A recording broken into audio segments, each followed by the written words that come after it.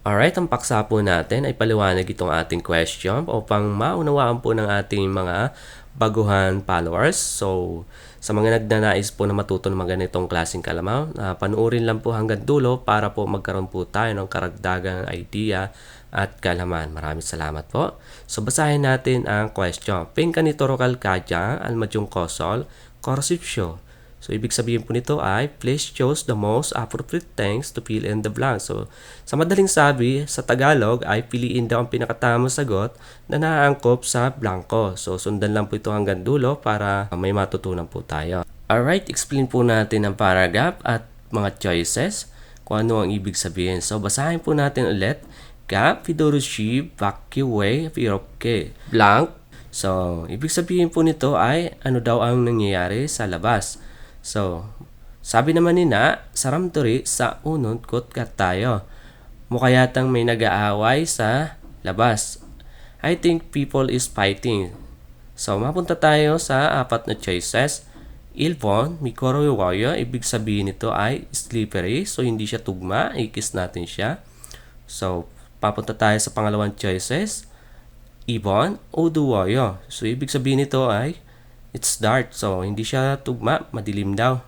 So, mapunta tayo sa pangatlong choices. Sikarawayo, ibig sabihin nito ay noisy. So, siyang tugma, it's noisy daw. Tugma po siya sa blanco. So, bakit daw napakaingay sa labas? Ito ang ating tamang sagot, si Sambon. So, mapunta pa rin tayo kay Sabon. Sabon is powder wayo, ibig sabihin ay smoothly or soft. So, hindi siya tugma, ikis natin tong si 1, 2, 4. Ikis po yan lahat. At ang tamang sagot po natin dito ay si Sambon. So, nawa po ay nakuha nyo at nasundan po itong ating explanation. Kapag hindi po, pwede naman po kayong mag-comment sa ating comment down below para po ma-explain po natin kung ano nga ba ang hindi nyo naunawaan. Maraming salamat po muli at mapunta na po tayo sa pangalawang choices.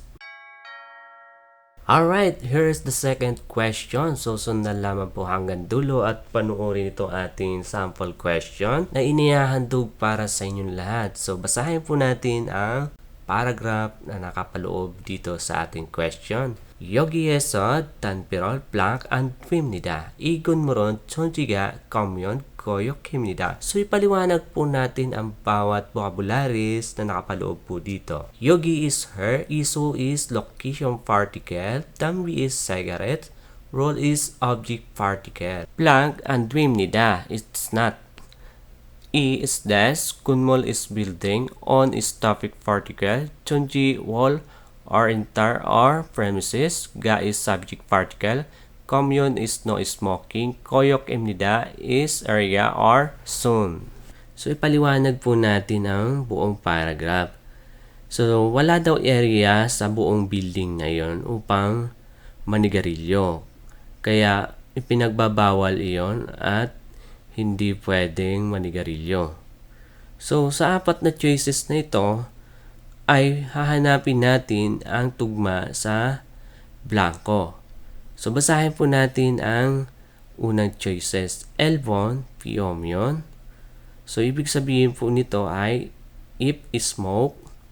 So, kung mapapansin nyo, lahat po ng choices ay may nakadikit na mune. Ibig sabihin po niyan, lahat po yan ay F. Iisa lang po ang ibig sabihin niyan, F. So, mapunta tayo sa pangalawang choices, sinomyon. Ibig sabihin po nito ay were if gumamit. So, hindi po siya tugma sa blanco. So, mapunta tayo sa pangatlong choices, si Sambon and Jumyon. Sitting, if sitting. So, malayo po siya sa ating hinahanap na sagot. So, mapunta naman tayo sa pang-apat na choices, si Sabon, el commune. If reading. So, malayo naman po siya at hindi tugma sa ating paragraph na hinahanap sa ating blanco. So, ang maliwanag na sagot po dito ay si Ilbon. If fiomyon. Sige, if manigarilyo. Ibig sabihin po niyan ay kung maninigarilyo ka daw sa loob ng building ay Hindi pwede dahil sa buong building daw na ito ay walang area or zone kaya ipinagbabawal ang paninigarilyo. So hanggang dito na lang po at nawa po ay may natutunan po kayo sa aking ibinahaging video tutorial. So pasensya na po kayo kung sakaling nalito po kayo. Paki-comment na lang po sa ating comment section ang hindi nyo naunawaan para po mabigyan po natin ng kasagutan. So maraming salamat po muli. Ito po si Ka Pedro.